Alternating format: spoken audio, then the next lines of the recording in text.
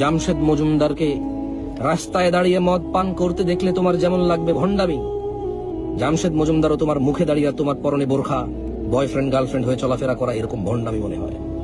দুঃখে করে যা ফেটে যায়। হ্যাঁ, তখন জামশেদ মজুমদারের হাতে মদ দেখলে যেমন তোমাকে আর ওকে হুজুর মনে হবে না, মোল্লা মুন্সি মুফতি মনে হবে না, শুধু একটা ভণ্ড মনে হবে। জামশেদ মজুমদারও তোমাকে দেখে পর্দাশীল মনে হয় না। যতই তুমি বোরখা পরো, হাত মোজা পা মোজা পরো, যতই তুমি ঢিলে ডালা পরো, যতই তুমি কালো বোরখা পরো, তোমার সাথে বয়ফ্রেন্ডকে দেখে জামশেদ মজুমদারের তোমাকে পর্দাশীল মনে হয় না।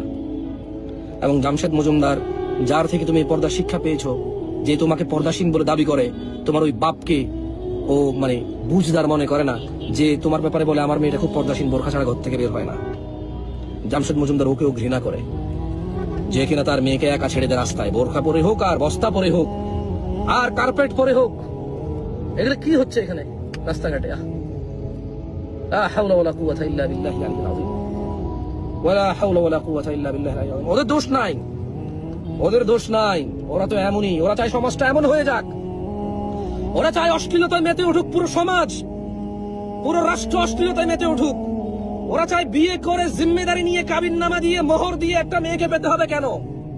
ফুসকা 30 টাকার ফুসকা খাইয়ে যদি কোনো মেয়েকে বিছানায় নেওয়া যায়, কেন মোহর কাবিন দিয়ে কারোর সাথে জড়িত হতে হবে?